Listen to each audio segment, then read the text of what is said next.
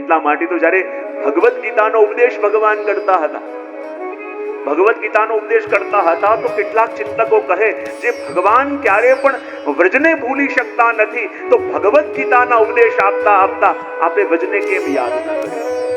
અને એટલા માટે તો કહેવાય કે ભગવાનને પણ યાદ આવ્યું કે મારા કોઈ પણ વ્યાખ્યાનની અંદર, મારી કોઈ પણ વાતમાં મારા વ્રજનો ઉલ્લેખ ન આવે, બની ન શકે. માટે કહું સર્વ ધર્માન પરિત્યજ્ય મામ એકમ શરણમ વ્રજ. એમ કહી શકતા હતા આગતા શરણમ ઇમામ, મારા શરણે આવી જાય એમ કહી શકતા હતા, પણ શરણમ વ્રજ કેમ કહ્યું?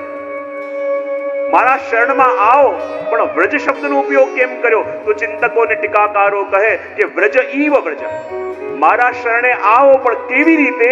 કે જેવી રીતે એ વ્રજની ગોપીઓ આવી હતી. કેવી રીતે? સંતજ્જ સર્વ વિષયાન તવ પાદ મૂલમ.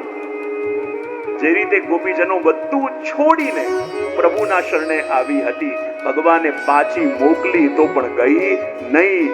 આપણે વજમાં જઈએ છે, કોઈ પાછા મોકલે તો આવી આ ફરક. અને માટે અહીંયા કહ્યું કે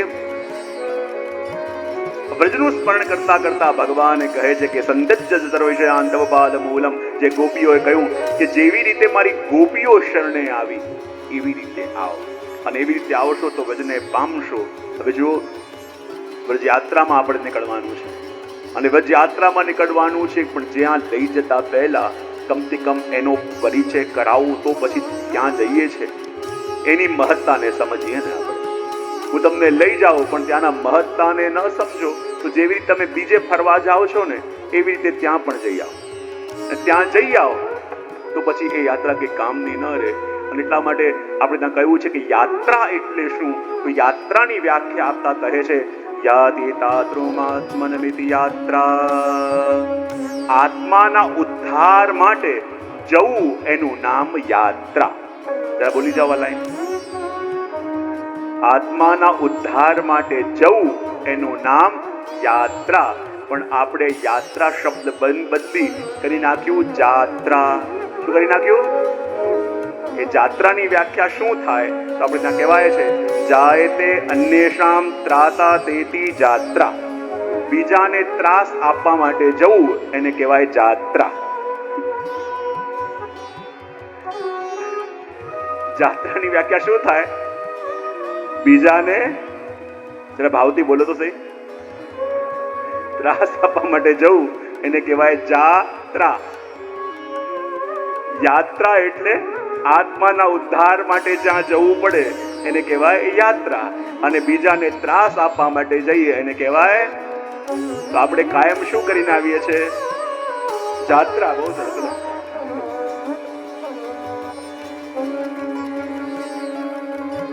યાદ કરજો, વચમાં તમે જ્યારે જ્યારે ગયા આનંદ કરીને આવ્યા હતા કે જોડે જેની સાથે રહેતા હતા એની સાથે ઝઘડીને આવ્યા હતા? આજે સાચે સાચે કહેજો, યાત્રા કરવા માટે ગયા, સવારે ચાલીને થાકીને આવ્યા, લીંબુ પાણી કેમ નહીં ને ગરમ પાણી કેમ ના મળ્યું ને આ પાણી કેમ ના મળ્યું. બીજાને ઉપદ્રવ અને ઉદ્વેગ કરાવવા માટે ગયા તો એને કહેવાય જાત્રા, અને પોતાના આત્મકલ્યાણ માટે ગયા એને કહેવાય. તો આપણે શું કરવા જવાનું છે? હજી ઘણા બોલશે, મને ખબર છે. ઘણી વાર હું કહેતો હોઉં ને 40 દિવસ યાત્રામાં ગયા પણ એક પાલમાં જેની સાથે રહીને આવ્યા, જ્યારે પાછા આવે એકબીજા બોલવાનો વ્યવહાર ન રહે. પછી 1 મહિના સુધી ફોન ચાલતા રહ્યા કે તારી બંગડી મારી પાસે આવી ને મારી કોઈક વસ્તુ મળતી નથી, તે લીધી કે આણે લીધી. ત્યારે એને શું કહેવાય? જાત્રા. તો આપણે આ 5 દિવસ ક્યાં જવાનું છે? બહુ જ્યાં આપણને સાચવવા પડે ત્યાં યાત્રા, અને આપણે સચવાઈ જઈએ એને કહેવાય જાત્રા. શું કીધું? જ્યાં આપણને સાચવવા પડે એને શું કહેવાય? અને આપણે જ્યાં સચવાઈ જઈએ એને કહેવાય યાત્રા. અને જાત્રા બે જોયું કે જ્યાં આપણને સાચવવા પડે, સામેવાળો ટેન્શન મારે, હમણાં ફરિયાદ લઈને આવશે, હમણાં કમ્પ્લેન લઈને આવશે, હમણાં એમ કહે છે કે પાણી નથી આવ્યું ને આ નથી આવ્યું ને પેલું નથી ચાલતું ને આમ નથી ચાલતું, ત્યારે માનવાનું આપણે જાત્રાએ આવ્યા છે. અને જ્યાં આપણે સચવાઈ બોલે તમે ચિંતા ન કરો, તમે બધું આનંદ કરો, અમે બધું એડજસ્ટ કરી લઈશું, જ્યાં આ ભાવ આવે ત્યાં એને કહેવાય યાત્રા. બરાબર? તો આપણે જેટલી વાર ગયા છીએ ને, જરા ફ્લેશબેકમાં જાઓ, ફ્લેશબેકમાં જાઓ અને જોઈ લો કે 50 કે 10 વાર વ્રજમાં જઈને આવ્યા, કેટલી વાર યાત્રા કરી અને કેટલી વાર જ્યાં જઈને બીજાને આપણે હેરાન કરીને આવીએ ને, જ્યાં જઈને આપણા માટે ફરિયાદ, આપણે ફરિયાદ લઈને આવીએ, ત્યારે માનવાનું જાત્રા. અને જ્યાં આનંદ આપીને આવીએ અને આનંદ કરીને આવીએ એ યાત્રા. આ બે ભેદ છે. પણ અધિકતર આપણી વાણીમાં એવો શબ્દ આવી ગયો છે કે જ્યારે પણ વજમાં જવાનું થાય ત્યારે ક્યાં જઈએ છે? અને ખાલી કહેતા નથી, કરીને આવીએ છે. જે શબ્દ બોલીને જઈએ છે ને ત્યાં સાચું પાડીને આવીએ છે. અને એટલા માટે યાત્રા અને જાત્રાનું પણ આપણે જોયું. અને આપણે ત્યાં આવે છે કે જ્યારે ભાગવતમાં વિદુરજી યાત્રા કરો, આપણે ત્યાં કહેવાય ને કે જ્યારે પણ અધિકાર સંપાદન કરવું, જ્યારે યાત્રાએ જતા હોઈએ તો સૌથી પહેલા આપણને બતાવવામાં આવે. તમે કેરલામાં શબરીમલ્લા સાંભળ્યું છે? તમે ડિસેમ્બર કે જાન્યુઆરીમાં સાઉથમાં જશો ને, તમે બધા કાળા કપડામાં દેખાશે. શબરીમલ્લા સાંભળ્યું હશે. તો ત્યાં જઈને દર્શન કરવા જવું હોય ને, ત્યાં નિયમ છે કે 40 દિવસ સુધી એને કાળા કપડામાં રહેવું પડે, 40 દિવસ સુધી જમીનમાં સૂવાનું, 40 દિવસ સુધી માથે તેલ વેલ નહીં નાખવાનું, 40 દિવસ સુધી રોજ સત્સંગ કરવાનું, 40 દિવસ સુધી કોઈ સાથે પણ વેર કે એ કરવાનું નહીં. અને આવા નિયમ એ 40 દિવસ પાળે ત્યારે ત્યાં જઈને ઉપરની સીડીઓ ચડી શકે. કારણ કે આવો નિયમ પાળીને ગયો હશે તો એને ખબર હશે કે હું કઈ જગ્યાએ જઈ રહ્યો છું.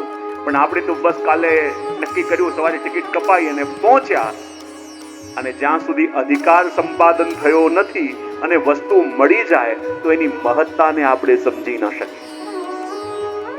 હું તો કહું કે જ્યારે પણ વજમાં જવાનું હોય ને, તો પહેલા પોતાને શારીરિક અને માનસિક રીતે પહેલા તૈયાર કરી દેવા જોઈએ કે આપણે ક્યાં જવાના છે. આપણે વજમાં જવાનું છે અને વજમાં જઈએ છે તો શું કરવાનું છે, કેવી રીતે રહેવાનું છે, એના માટે પોતાને પ્રિપેર કરવી બહુ જરૂરી છે. જો વિદુરજી પણ જ્યારે યાત્રા કરવા જાય છે ને, તેમણે યાત્રાના કેટલાક નિયમ આપણને બતાવ્યા. વિદુરજી કહે છે કે યાત્રા શા માટે કરવાની છે? યાત્રા શાના માટે? બોલે યાત્રા કરતા હોય ને એ મુખ્યતઃ લોકોના બે લક્ષ્ય હોય. એક તો પ્રભુ પ્રાપ્તિ અને બીજો લક્ષ્ય હોય પુણ્ય પ્રાપ્તિ. કેટલા લક્ષ્ય હોય?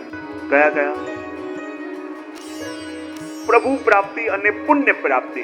તો આપણે જે લક્ષ્ય લઈને ત્યાં ગયા છીએ, તો આપણું લક્ષ્ય શેમાં હોવું જોઈએ? યા તો કોઈ પુણ્ય કાર્યો થાય, યા પછી ભગવત ભજન થાય. પણ આપણે કરીને શું આવીએ છીએ? જાત્રા.